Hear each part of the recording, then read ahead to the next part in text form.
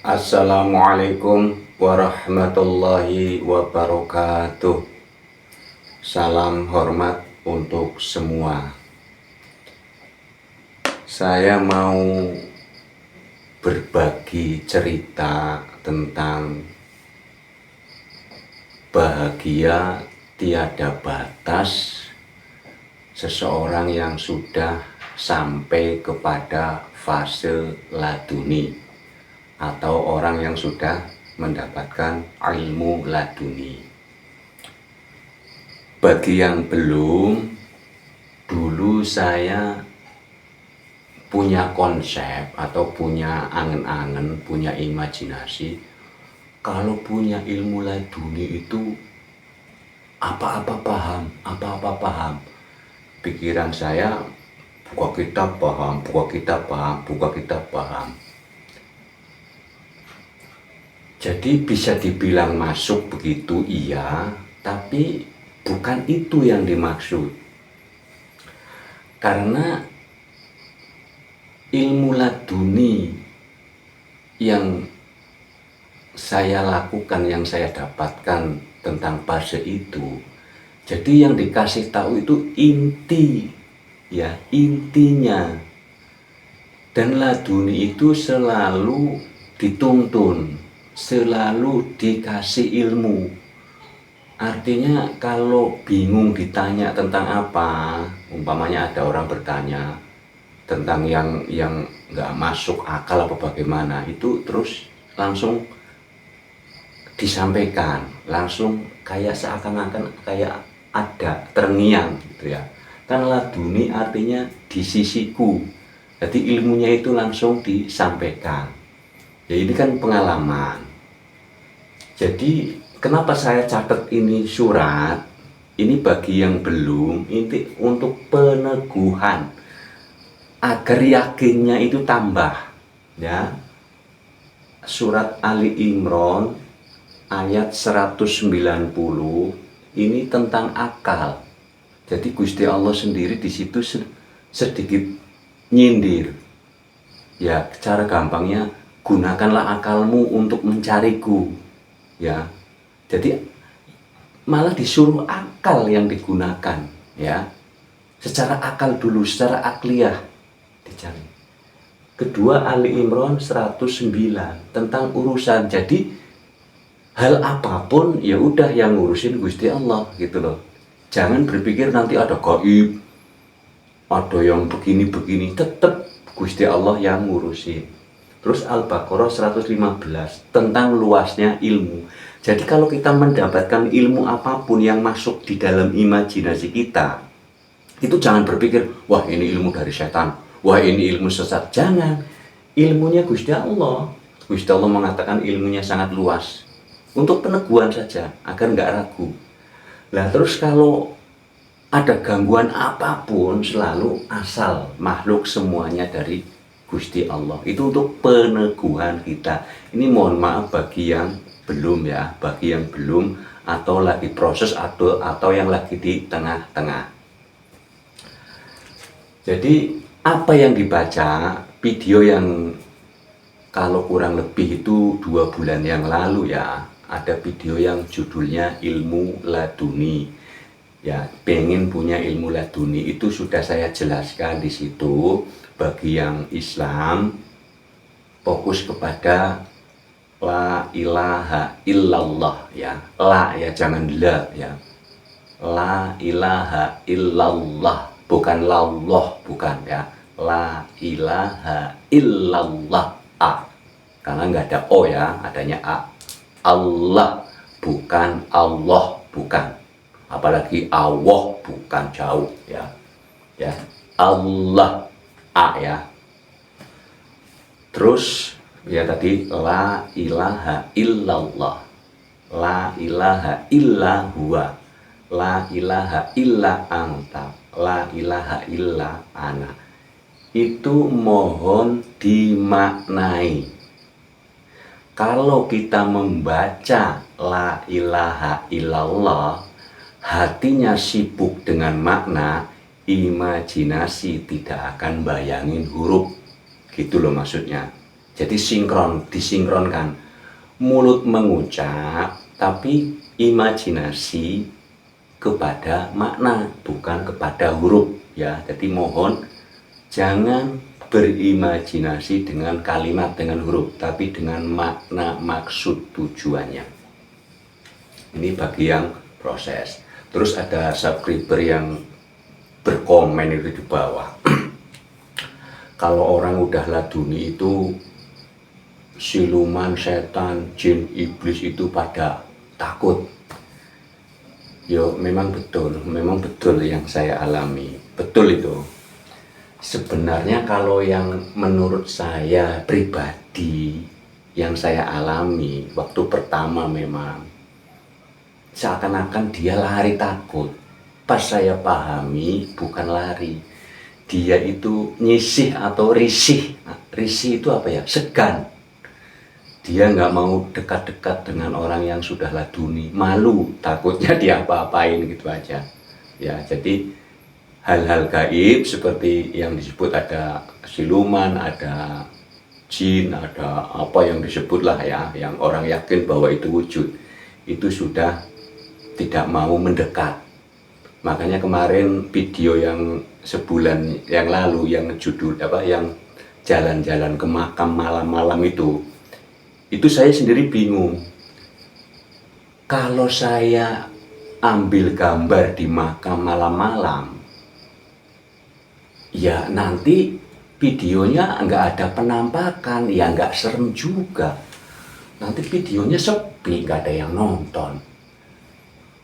Tapi kalau saya kepingin videonya ada penampakan, berarti harus bawa orang takut lebih dari 2 dong, agar buat narik. Karena begini, kalau orang takut itu pasti dia wujud, jadi tarik-tarikan gitu loh. Orang takut itu kan vibrasinya besar, bok bok, itu narik. Tapi kalau orang yang laduni itu udah nggak ada getaran, makanya dia juga menjauh, seperti kayak magnet itu loh, yang adu belakang itu nggak mau nempel. Jadi umpama kalau mau ambil konten di makam atau di tempat angker, ada 2 orang yang berani yang sudah nggak takut, harus ngambil 4 orang yang takut agar tetap ketarik. Karena kalau 2 orang berani 2 orang takut, tetap nanti di videonya sepi, nggak ada apa-apa, nggak ada penampakan apa-apa. Karena dia nggak mau datang. Itu yang judulnya jalan-jalan ke makam malam-malam, nggak ada apa-apa. Memang nggak ada apa-apa, dia udah pada minggir semua. Ya itulah makanya saya tulis, bahagia tiada batas orang yang sudah dapat ilmu laduni. Memang itu sudah nggak mau, dia sudah segan. Itu kelebihannya. Jadi selalu ilmunya itu dikasih ilmu tentang kehidupan, karena memang dia orang-orang laduni itu sudah mengolah akalnya, sudah meyakini, ini benar-benar meyakini dan memperdalam seluruh makna. Jadi agar kita sendiri yang masih beranjak, atau yang baru mulai, atau yang sudah sedikit nyampe, ini tetap harus peneguhan keyakinan yang benar-benar ya, ditempelin ya. Jadi prosesnya memang panjang. Ini setelah 3 tahun kemudian itu kayak orang itu memanen ya hasil daripada laduni. Lah bukan berarti buka kitab begini terus hafal semua, bukan. Intinya, nggak taunya intinya itu jadi jelas semua karena dikasih tahu. Kalau yang masih yang ini ya, yang saya tinggal yang di syariat ya, atau otorito,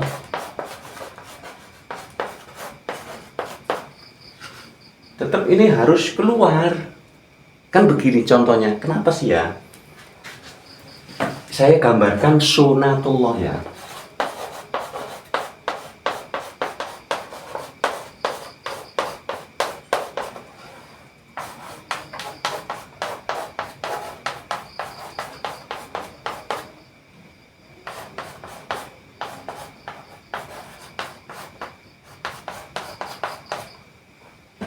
Jangan bosen-bosen ya, ini karena memang ini berkesinambungan terus. Sunatullah itu ibarat begini. Ini ibaratnya kalau ada orang umpamanya, ini ibarat ya, umpama ada orang masuk grup sepak bola umpamanya. Ada orang masuk grup sepak bola. Sepak bola itu kan permainan. Akan tetapi kalau kita sudah masuk grup, harus ikuti peraturan grup. Tidak boleh main-main. Kalau nggak cocok, jiwa kita, saya nggak cocok di sepak bola, ya nyari grup lain. Voli, apa bulu tangkis, apa basket, atau yang lainnya. Begitu maksudnya. Kalau kita kerja di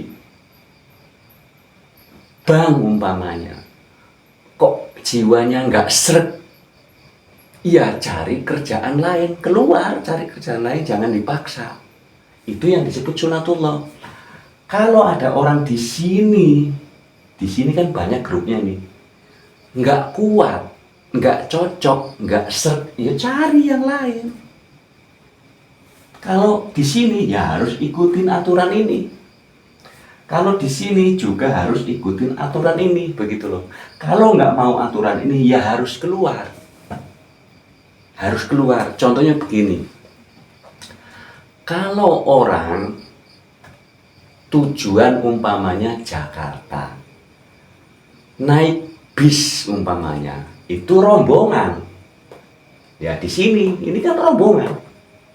Yang syariat itu masih banyakkan rombongan, grup organisasi. Ini juga rombongan. Masih rombongan. Kalau yang namanya rombongan harus ikutin waktu. Kita umpamanya ngikut bis ya harus ikutin aturan bis, berhentinya bis, jalurnya bis.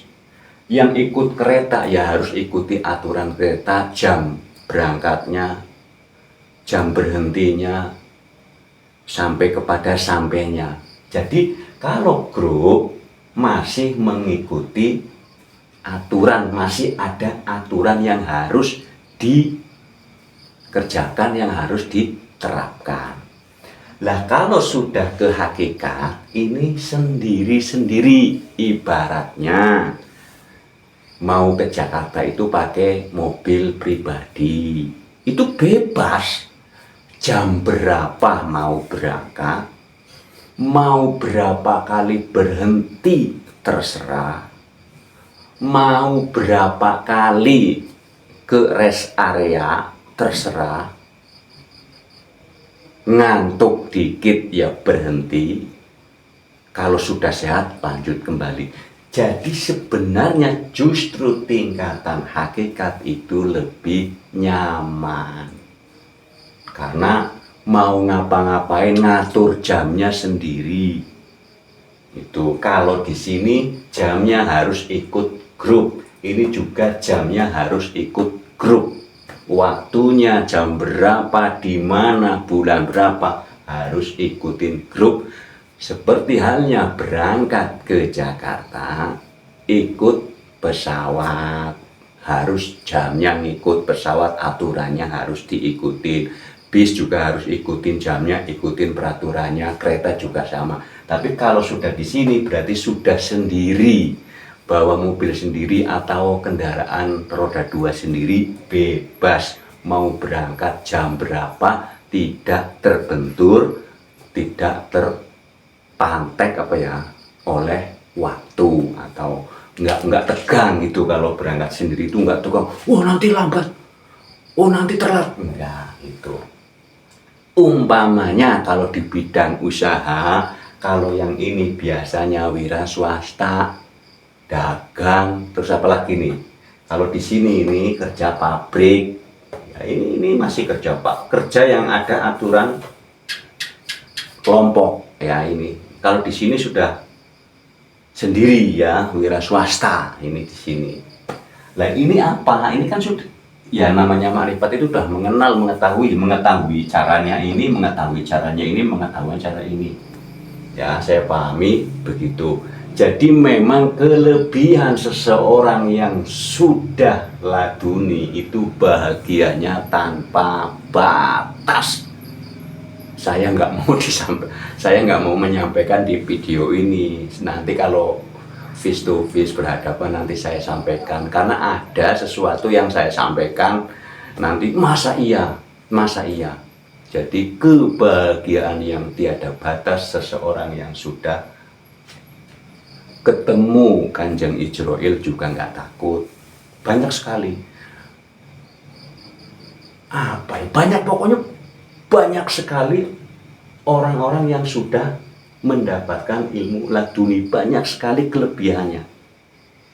Cuman prosesnya memang berat. Mendapatkan ini prosesnya berat ya, tadi harus ini harus benar-benar diyakini ya. Bagaimana nggak yakin orang ini ayat kok? Ya kalau dibaca semua bingung. Pokoknya begini, Al-Baqarah 156, semua makhluk dari Gusti Allah. Itu harus yakin semua makhluk dari Gusti Allah, kembali kepada Gusti Allah. Al-Baqarah 115, luasnya ilmu Gusti Allah. Jadi di saat kita umpamanya mendapatkan ilmu, jangan berpikir wah ini ilmu sesat, ini ilmu dari setan. Jangan, ilmunya dari Gusti Allah. Nggak ada setan ngasih ilmu ya. Urusan apa saja, umpamanya lagi begini, kepikiran, umpamanya kepikiran yang lain, ini gimana saya wiridan malam-malam, nanti besok makan apa, keluarga makan apa, langsung yang ngurusin Gusti Allah. Begitu. Umpamanya kalau ada yang mau sekaligus, yang ya 1 hari 1 malam, atau yang 2 hari 2 malam, atau maksimal 3 hari 3 malam. Apakah harus segitu? Sebenarnya enggak. Kalau yakinnya penuh, ini surat ini yakinnya penuh, jadi sebelum bertirakat ini diyakini benar-benar, dipupuk terus. Kalau sudah yakin, oh iya Gusti Allah ilmunya luas, nanti kalau saya ada masukan dari itu, jangan ngomong sesat, itu masukan dari Gusti Allah, saya suruh ngolah akal. Nah, jadi kalau ada masukan, termasuk masukan dari saya sendiri, jangan langsung dari setan, ya ilmunya Gusti Allah, kita disuruh ngolah akal ya. Ali Imran 190, disuruh ngolah akal. Kalau yang nggak masuk akal, yo jangan diyakini, harus diolah terus. Jadi pikiran kita itu benar-benar diluaskan ya, diluaskan cara berpikirnya.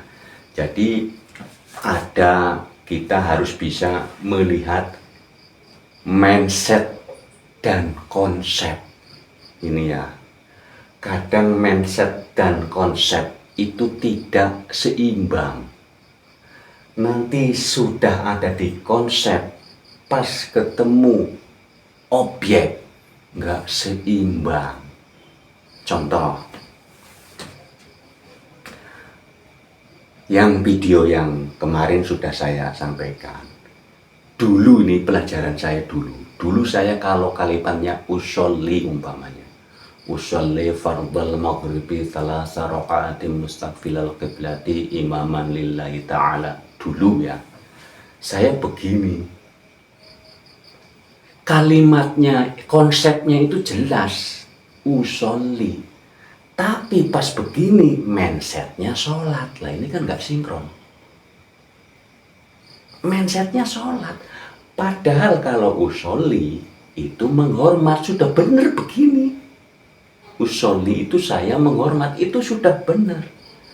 Tapi mindset di sini kok sholat lah, itu yang nggak pas. Karena sholat itu sadar. Artinya sholat itu artinya sadar atau mengingat. Kalau itu dianggap sadar, ini banyak kalimat syirya.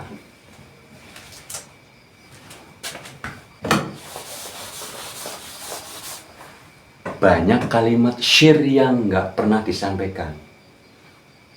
Ini kalimat syir. Ini semua adanya di Asmaul Husna. Jadi kalau ketemu huruf, ya, kalau ketemu huruf atau ucapan atau tulisan yang begini,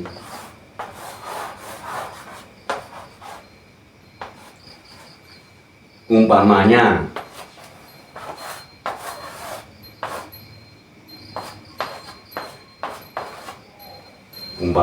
Allahu Akbar, ini syirnya. Syir artinya tidak terdengar. Nah, jangan, ya Allah, jangan. Kalau yang begini, huruf begini, berarti ini sir. Ya, ini sir. Karena kalau ini tidak diucapkan di dalam hati, ngucapin ini juga nggak sopan.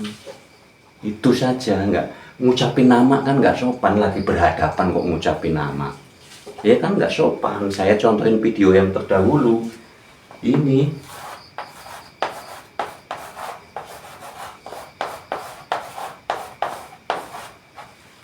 Lah ini kan data Al-Quran, ini data KTP. Tapi kalau berhadapan sama yang punya nama ini, kan pasti manggil ini tambahan Pak. Nggak mungkin ngucap secara data KTP, kan begitu. Ini nambahin sendiri, karena ini di KTP nggak ada. Sebagai hukum etika. Ya, kalau ini namanya hukum perdata. Ini hukum etika, ini hukum data Al-Qur'annya, ini data KTP-nya ini, ya, data KTP ini. Tapi kalau berhadapan nggak mungkin dong ngucapin data KTP, ada data apa ini namanya? Bukan data, ini namanya kesopanan kita, ya. Kalau ini yang disebut data KTP, kalau kita berhadapan berarti kita harus sopan. Ya, namanya hukum etika. Ya, begitu, ini hukum etika. Syir tapi ya, jangan bersuara. Jadi banyak sekali kelebihan dari laduni itu, banyak sekali. Jadi siapa saja yang dekat sini, yang dekat lingkup, monggo silahkan. Tapi nanti bagi yang jauh, karena kami belum menyediakan tempat, belum ada tempat, dan mohon maaf nomor WA belum saya share karena memang belum ada. Yang lama sudah penuh, mohon maaf sekali, penuh. Belum, nanti kalau sudah waktunya saya share. Karena untuk subscriber yang posisi lagi tanggung, ya, kepingin lagi tanggung-tanggungnya, itu kan semangatnya tinggi, kepingin mendapatkan ilmu laduni, semangatnya tinggi. Saya pesen selalu ini ditekankan, ditetep apa sih, agar yakinnya nambah, tetep. Kalau orang ini bahasa Indonesianya apa ya, orang Jawa bilang tetep, pede lah, agar pedenya itu tambah, ya. Ini selalu dibaca. Gusti Allah suruh ngolah akal. Gusti Allah ngurusin segala urusan. Gusti Allah ilmunya luas. Segalanya dari Gusti Allah. Agar kita agar kita mindsetnya, wah ini dari setan. Jadi nggak begitu, nanti hilang. Ya, ini dari Gusti Allah. Wah itu nggak sesat itu. diolah. Jadi begitu. Karena di dalam sesat ada lurus, di dalam lurus ada sesat.